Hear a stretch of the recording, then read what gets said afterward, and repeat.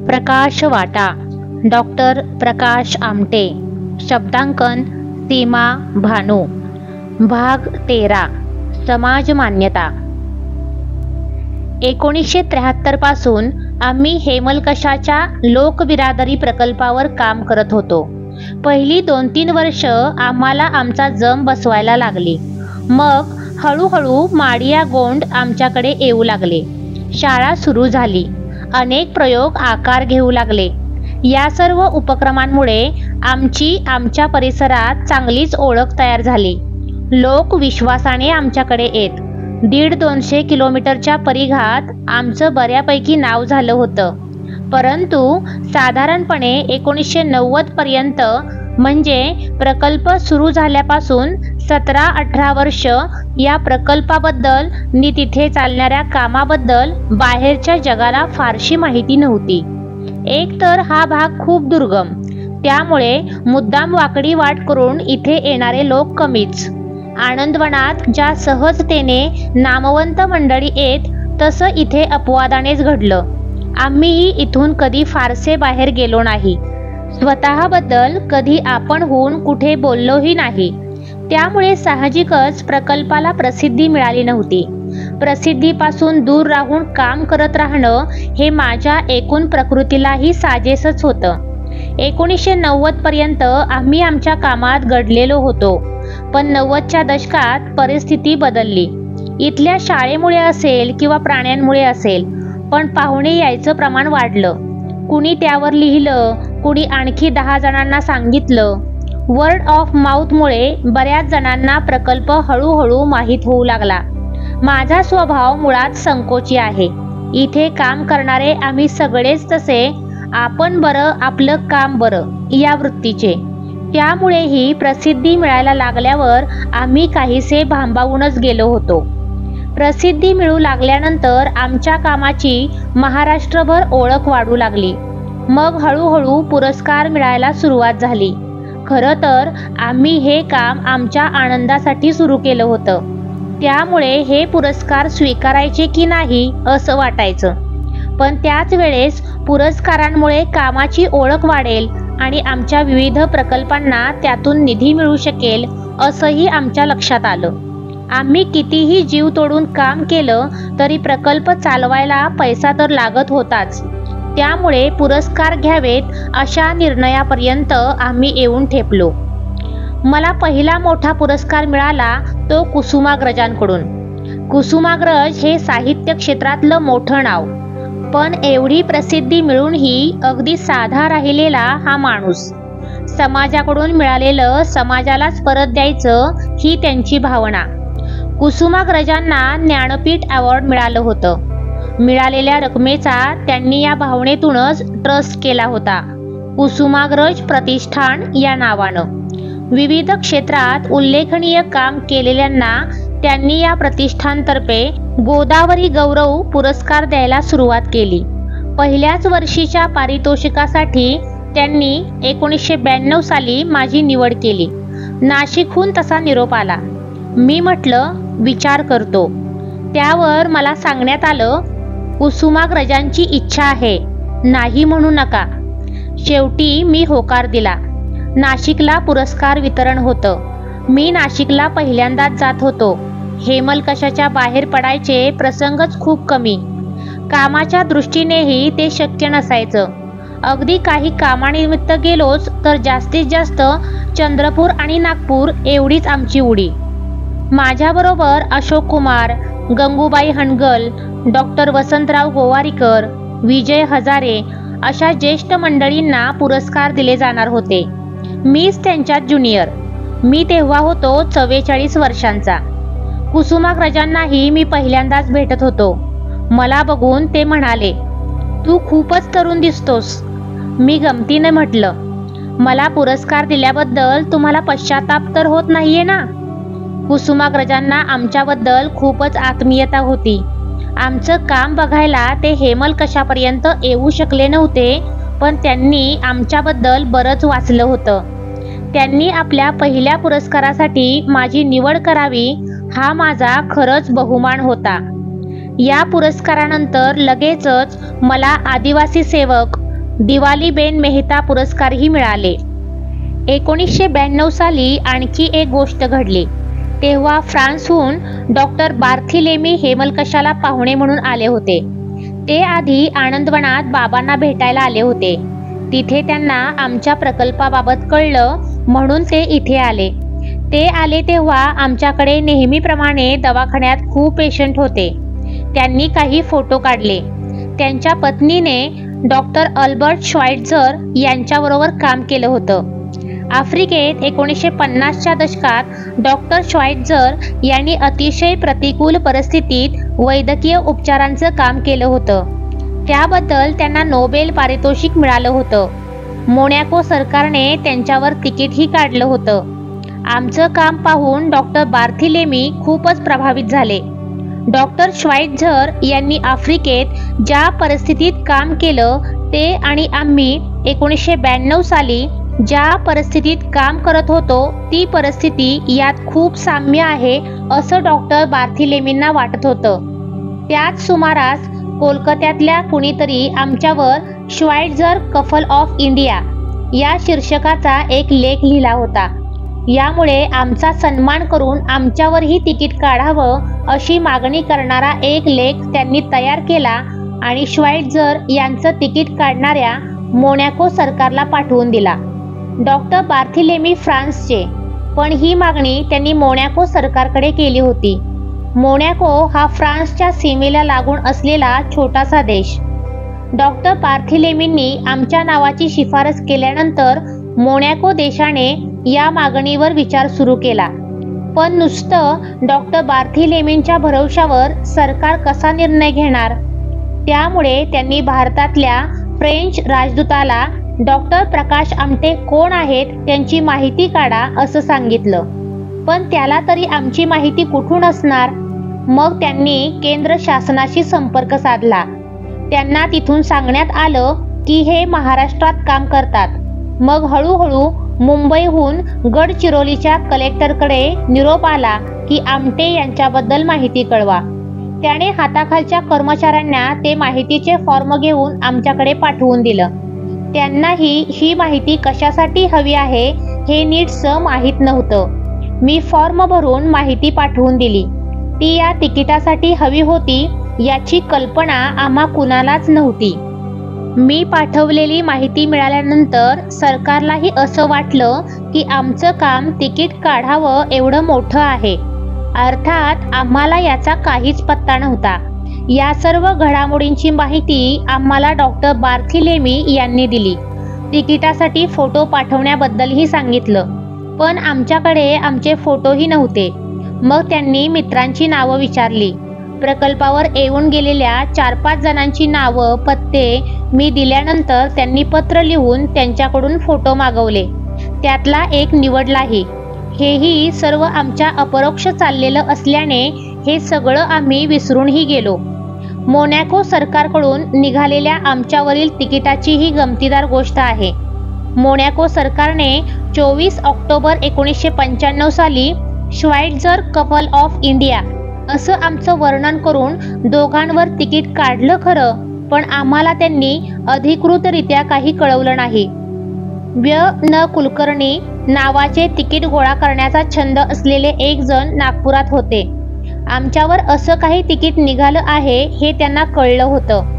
ही बातमी इतरांनाही कळावी म्हणून त्यांनी तरुण भारतमध्ये या संबंधी एक छोटी बातमी दिली. पण मथळ्यामध्ये आमची नावं नसल्याने ती कुणाच्याच लक्षात आली नव्हती.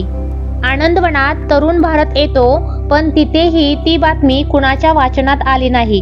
सोमनाथ प्रकल्पावरच्या कुणीतरी ती बातमी वाचली आणि आनंदवनात फोन केला आणि मग सगळ्यांना या तिकिटाबद्दल कळलं. मग तीच बातमी लोकमतमध्ये मोठी करून फोटोसहित छापून आली. त्यानंतर लोक तिकिटाबद्दल विचारायला लागले. पण तिकिटाबाबत आम्हालाही त्यांच्या एवढीच माहिती होती. शेवटी विकासने मोनॅको सरकारला पत्र टाकून विचारल्यावर त्यांच्याकडून पत्र आणि 300 तिकीटं आली. या तिकिटामुळे आमच्या कामाची दखल आंतरराष्ट्रीय पातळीवर घेतली जाऊ लागली. पुढे 2002 साली मला पद्मश्रीचा सन्मान मिळाला. तोपर्यंत या ना त्या निमित्ताने खूप सरकारी लोक प्रकल्पावर यायला लागले होते. ते सगळं पाहायचे, कुठे ना कुठे त्याचा उल्लेख करायचे. याशिवाय इतर लोकही या सगळ्या काळात खूपदा भेटी देऊन गेले होते. त्यातून प्रकल्पाबद्दल सगळ्यांना कळत गेलं असावं. मोनॅको सरकारने तिकीट काढल्यामुळेही आम्ही प्रसिद्धीच्या झोतात आलेलो होतो. त्यामुळे कसं माहीत नाही, पण पद्मश्री पुरस्कारासाठी आमच्या कामाचा विचार झाला. एक दिवस मला थेट कलेक्टरचा फोन आला.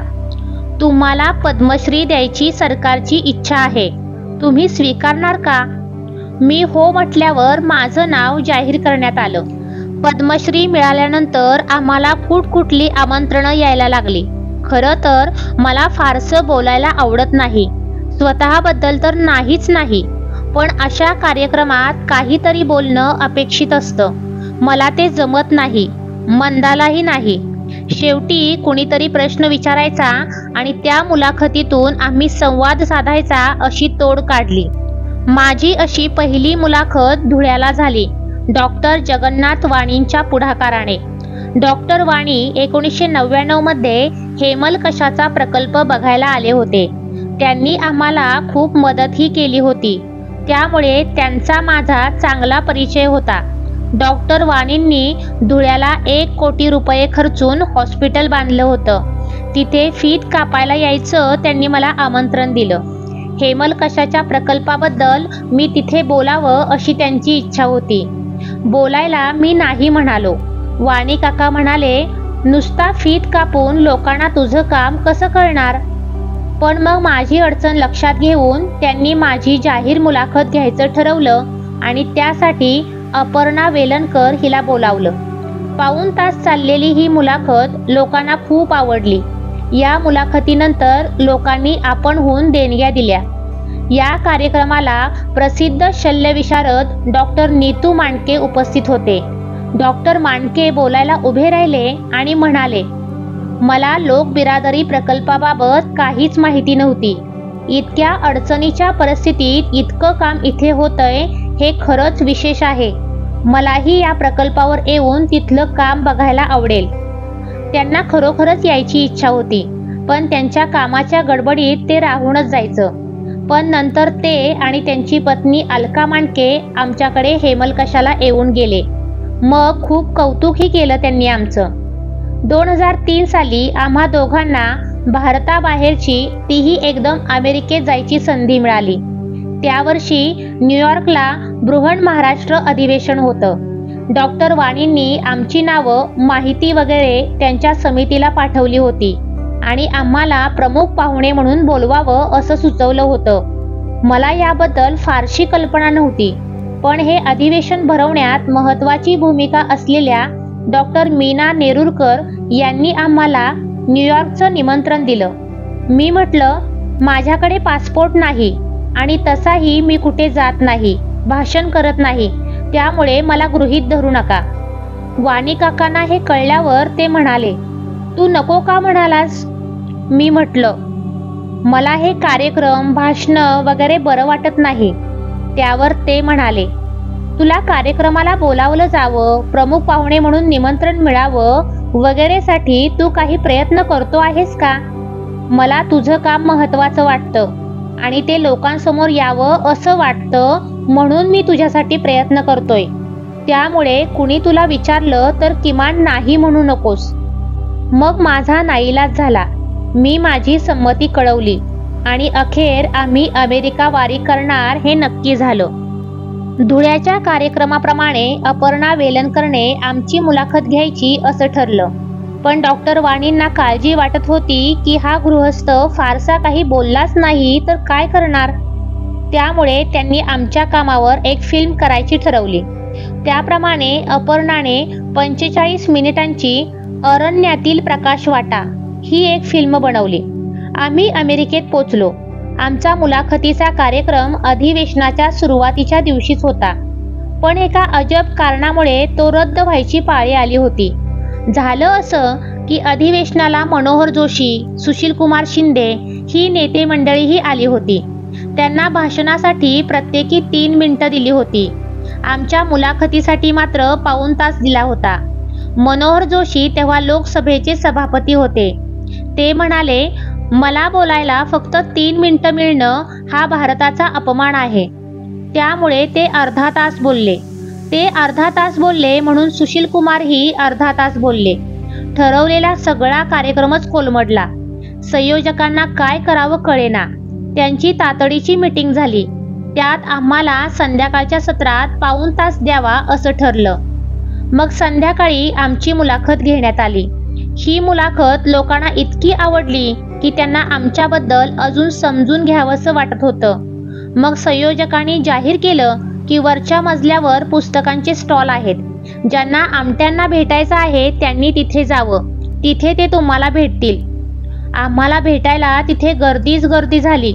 लोकांना आमच्या कामाबद्दल एवढी आस्था निर्माण झाली होती की संपूर्ण अधिवेशनभर लोक आम्हाला भेटत राहिले. 3 दिवस चालणाऱ्या अधिवेशनातली गाणी, नाटकं हे कुठलेच कार्यक्रम आम्ही बघू शकलो नाही. एवढी गर्दी आमच्या भोवती राहिली. लोकांनी आम्हाला उत्स्फूर्तपणे निधीही दिला. 2-3 दिवसात तब्बल $35,000 जमा झाले. इतर ठिकाणांहूनही पैसे आले. अमेरिकेच्या या दौऱ्यानंतर महाराष्ट्रातही आमच्या मुलाखती कार्यक्रम सुरू राहिले. ठाण्याला, साताऱ्याला, नाशिकला, पुण्या, मुंबईला. सुरुवातीला आम्ही कधी हेमलकशाबाहेर गेलो नाही. पण नंतर मुलांनी काम सांभाळल्यावर मी, मंदा बाहेर जायला लागलो. कार्यक्रमांद्वारे लोकांपर्यंत पोचता येतं ही गोष्ट त्यात प्रकर्षाने लक्षात आली. लोकांनी आपलं ऐकून घेतलं तर त्यांना आमच्या कामातून काहीतरी प्रेरणा मिळेल अशा आशेने आम्ही विविध ठिकाणी कार्यक्रमांना गेलो. 2007 साली परत एकदा डॉक्टर वाणींनी आम्हाला अमेरिकेत यायचं आमंत्रण दिलं. मागच्या वेळेस बृहण महाराष्ट्राच्या अधिवेशनापुरते आम्ही गेलो होतो. त्यावेळेस मिळालेला प्रतिसाद आमच्या स्मरणात होता.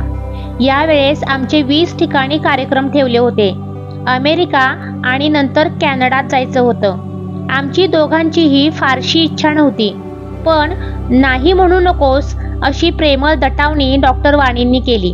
आम्ही पुन्हा एकदा अमेरिका वारीसाठी तयार झालो. पण यावेळेस व्हिसा मिळताना जो गोंधळ झाला त्यामुळे आमची ही अमेरिका वारी बरीच गाजली. अमेरिकेच्या बृहण महाराष्ट्र मंडळाच्या निमंत्रणावरून आम्ही अमेरिकेला जाणार असल्याने अमेरिकन कॉन्सुलेटकडून व्हिसा मिळण्यात काही अडचण येईल असं मनातही नव्हतं. कॉन्सुलेटला जाताना मिलिंद सरनौबत आमच्याबरोबर होता. आम्ही बाहेरच्या रांगेत वाट बघत उभे राहिलो. नंबर आल्यावर आत गेलो. आमची मुलाखत घेणारा माणूस अमेरिकन होता. त्याच्याबरोबर एक भारतीय होता, पण तो नुसताच इंटरप्रिटर म्हणून.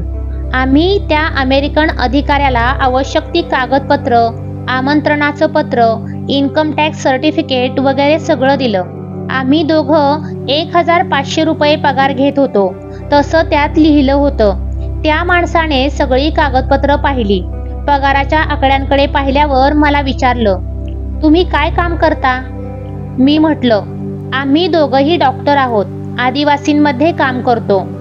आमचा वेश बघून तो तुच्छतेने म्हणाला, एवढासा पगार? अमेरिकेत जायचं तिकीट किती आहे माहीत आहे का? मी शांतपणे म्हटलं, नाही, काही कल्पना नाही. ज्यांनी आम्हाला बोलावलं आहे तेच आमचं तिकीट काढणार आहेत.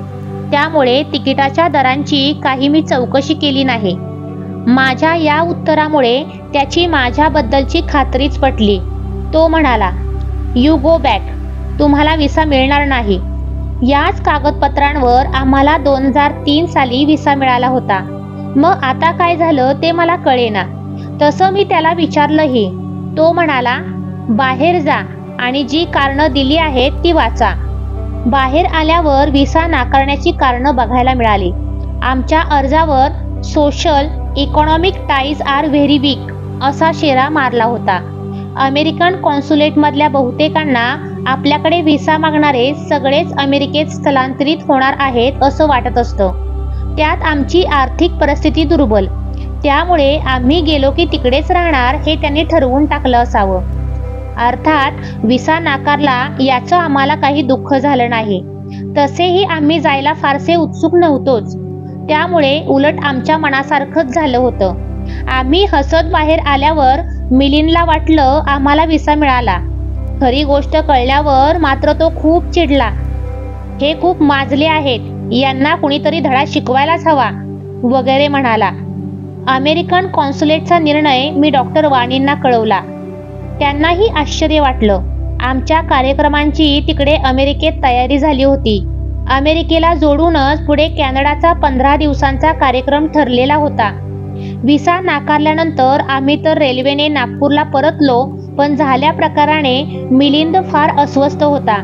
त्यामुळे आम्हाला व्हिसा नाकारल्याचं जे पत्र होतं ते घेऊन तो आणि त्याचा मित्र राजेंद्र लोकसत्ताचे संपादक कुमार केतकर यांच्याकडे गेला. त्यांनी त्यांच्या इतर काही पत्रकार मित्रांशी संपर्क साधला. दुसऱ्याच दिवशी काही मराठी व इंग्रजी वर्तमानपत्रात याची मोठी बातमी छापून आली. त्यात व्हिसा नाकारल्याबद्दल सडकून टीका करण्यात आली होती. ज्याला सरकारने पद्मश्री दिली आहे अशा व्यक्तीला व्हिसा नाकारणं हा सरकारचा अपमान आहे, असंही त्यात लिहिलं होतं. आमच्या पाठीमागे मुंबईत काय झालं याची काही कल्पनाच नव्हती. पण दैनिकात आलेल्या या बातम्यांमुळे अमेरिकेच्या कॉन्सुलेट जनरलला आपण केलेली चूक कळली. त्याने रात्रीच आम्हाला ईमेल केली. मी आणि मंदा प्रवासात होतो. दिगंत पहाटे काम सुरू करायच्या आधी ईमेल बघतो, त्यामुळे त्याने ती पहाटे वाचली. त्याने पहाटे 5ला मला फोन केला की कॉन्सुलेट जनरलची ईमेल आली आहे. त्यांनी तुला पासपोर्ट घेऊन परत बोलावले. मी म्हटलं, आम्ही तर आता नागपूरच्या आसपास आलोय, नंतर बघूया काय करायचं ते. तू काहीच उत्तर पाठवू नकोस. सकाळी 8च्या सुमारास कॉन्सुलेट जनरलचा माझ्या मोबाईलवर फोन आला. We regret the mistake. तुम्ही तुमच्या सोयीने परत या. मी म्हटलं, आता आम्ही नागपूरपर्यंत पोचलोय. मुंबईहून हे अंतर खूपच आहे. पुन्हा येणं शक्य नाही. त्यात माझी आर्थिक स्थिती चांगली नाही. याच कारणासाठी तर तुम्ही मला व्हिसा नाकारला. सारखं येणं जाणं मला कसं परवडणार. तो चांगलाच वरमला. कुणाला तरी पासपोर्ट घेऊन पाठवा असं म्हणायला लागला. आमचा पासपोर्ट मुंबईतच होता. कॅनडाच्या वकिलातीने आम्हाला व्हिसा दिलेला असल्याने आम्ही कॅनडाला जाणारच होतो, त्यामुळे तो तिथेच ठेवला होता. मग मिलिंदला फोन लावून सगळं सांगितलं. मिलिंद अमेरिकन कॉन्सुलेटशी बोलला. तो त्यांनी दिलेल्या वेळेत आमचा पासपोर्ट घेऊन गेला. आता त्यांनी आम्हाला थेट 10 वर्षांचा व्हिसा दिला. वृत्तपत्रांनी हे प्रकरण लावून धरल्याचा हा सारा परिणाम होता. दैनिकात छापून आलेल्या बातम्या वाचून अनेकांनी कॉन्सुलेटकडे ईमेल पत्र पाठवूनही निषेध केला होता. अमेरिकेच्या या दौऱ्यात आम्ही 20 ठिकाणी गेलो. वेगवेगळ्या गावात वेगवेगळ्या लोकांकडे राहिलो.